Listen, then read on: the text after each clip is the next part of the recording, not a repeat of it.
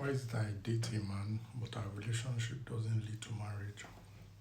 Um, Nowadays, people don't date for marriage.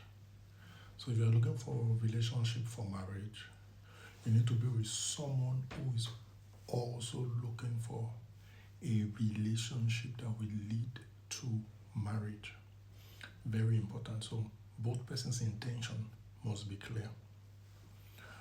But nowadays, in Africa, particularly in Nigeria, um, a lot of girls are looking for relationship for marriage.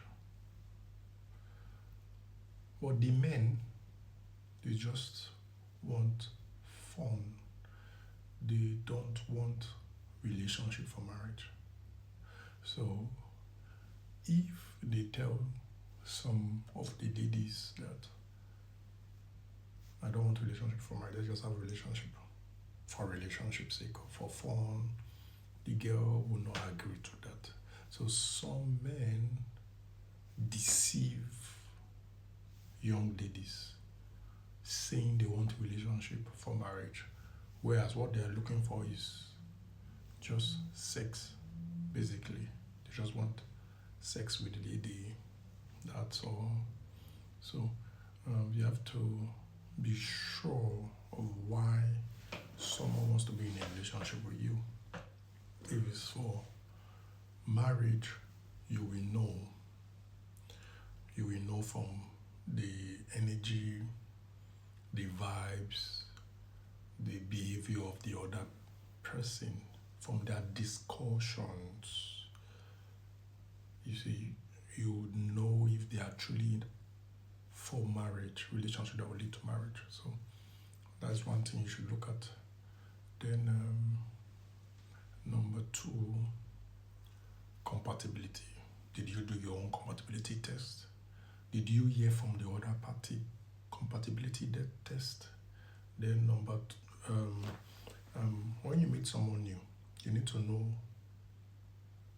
what the person wants and see if both of you want same thing. You need to be suitable for each other.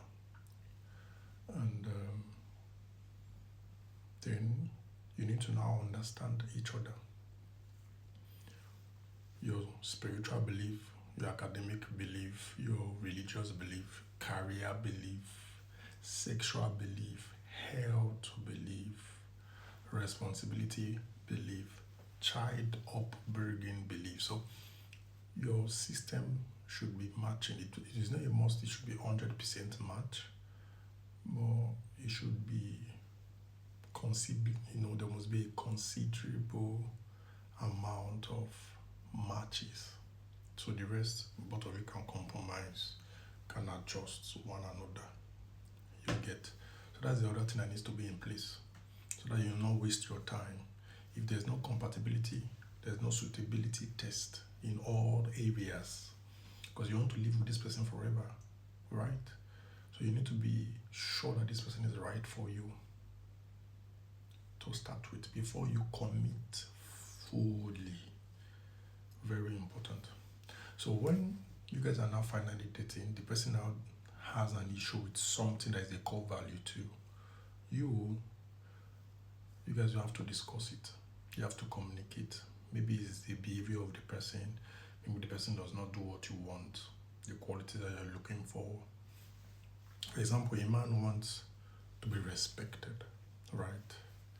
A man would want a woman that is teachable, that can listen to him, listen to his, to his advice and take, right? So a woman also wants to be respected. A woman also wants a man to be able to take her own advice. So, but there will be balance at the end of the day. Because you don't want someone that wants to control you, control everything you do. So at the end of the day, they should be balanced. So you take the one that you can take, the one that you cannot take, and there's nothing wrong with that. It's not a must you take everything, or you should do everything the person wants. So very important. So if at the end of the day something new comes up, there's a new compatibility issue taking place.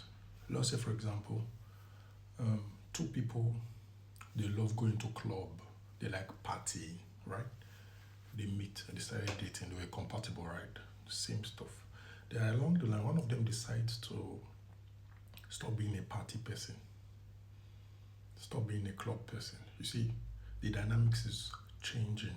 So they need to now sit to talk about it.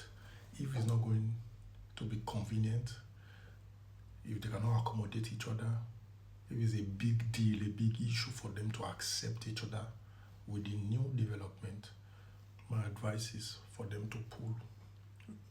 Very important, you have to pull out to avoid, because the plane is already going downward for a crash. So before it crashes, because if you don't break up now, in the future, the breakup will be more.